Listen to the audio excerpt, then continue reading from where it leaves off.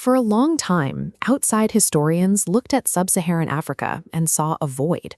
Because they couldn't find a vast archive of bound books, stone tablets, or scrolls, many concluded that the continent's deep past was simply a mystery, lost to time. But the absence of paper does not mean an absence of history. Humans have been moving, inventing, and building societies for hundreds of thousands of years, while the written word has only existed for about 5,000. To map the complex migrations and technological leaps of human prehistory, researchers realized they couldn't rely on traditional libraries. They had to invent entirely new ways to read the past. Instead of looking for words etched in clay or ink on parchment, they began searching for microscopic charcoal fragments, genetic markers, and spoken traditions passed down across thousands of generations.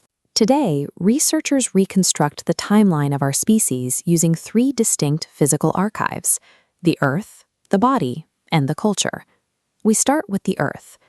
If you look at the West Congo Basin today, you see a massive, dense block of tropical rainforest. For a long time, ecologists assumed this canopy had remained thick and undisturbed for millennia. But when researchers dug into the sediment, they found something else entirely. This map documents 328 radiocarbon-dated archaeological sites in the region. Notice how heavily the white markers are distributed across the mosaic of dense forest and savanna. By studying pollen profiles and sediment deposits, geologists found that around 3,500 years ago, the strong African monsoon began to fail. The climate became arid, and that unbroken green rainforest began to dry out and fragment, creating isolated patches of deep woods separated by open grasslands.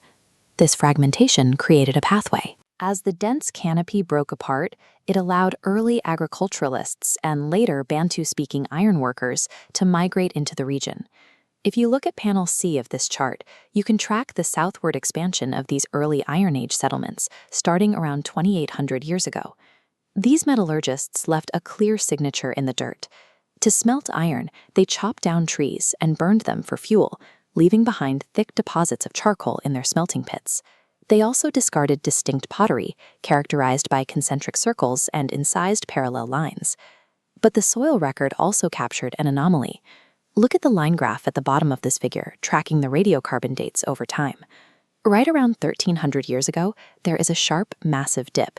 For nearly 3 centuries, human settlements virtually disappear from the archaeological record across Central Africa, a population crash that scientists are still working to explain.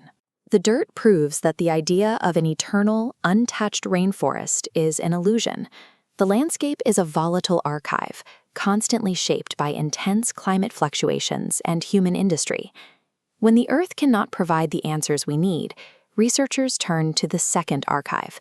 In southern Africa, a Bantu-speaking group known as the Lemba demonstrates that our own biology carries a precise historical record. For generations, the Lemba have maintained an oral tradition claiming they are of Jewish descent. They practice kosher-like dietary laws, perform male circumcision, and tell the story of an ancient migration out of Israel led by a man named Buba. Historically, outside academics were highly skeptical of oral histories, often dismissing them as myths. To test the Lemba's claims, researchers from University College London decided to read their DNA. Analyzing the Y chromosomes of Lemba males, geneticists traced their deep paternal ancestry. The results were definitive. They found the Cohen modal haplotype, a genetic signature of the Jewish priesthood. Crucially, these markers concentrated in the Buba subclan, proving their oral history of a Middle Eastern migration. Our DNA functions as a living biological document.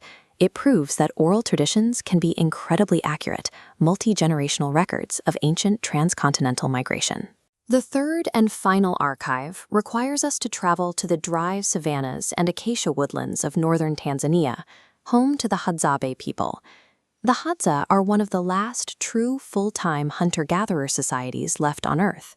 They have no chiefs, no formal leaders, and operate within a highly flexible, egalitarian social structure where food and resources are shared immediately among the camp. Their spoken language is its own isolated archive, utilizing a complex system of click consonants. Linguists classify Hadza as a language isolate, meaning it has no proven relationship to any other language family in the world. It exists entirely on its own branch.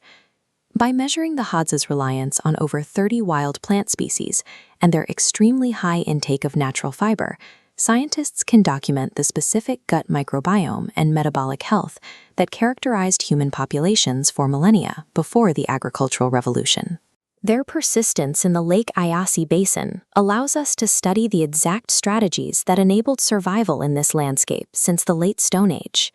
Extreme geographical adaptation and a fierce commitment to their traditional ways have allowed the Hadza to preserve a living, breathing archive of early human sustainability. The full story of our species was never going to fit inside a library. Human history is continuously written into the physical scars of the landscape, woven deeply into the strands of our DNA, and spoken aloud in ancient, isolated languages. But unlike a stack of books sitting safely in a climate-controlled vault, these biological and earthly archives are highly exposed to the outside world. Right now, the ancestral lands of the Hadzabe are shrinking due to aggressive agricultural expansion and the encroachment of neighboring settlements. Shifting weather patterns are disrupting the seasonal rains, drying up the natural springs and wild foods their entire culture relies on. Erasing these indigenous cultures and their environments destroys the only existing evidence for how humans managed communal life and ecological balance before the rise of the modern state.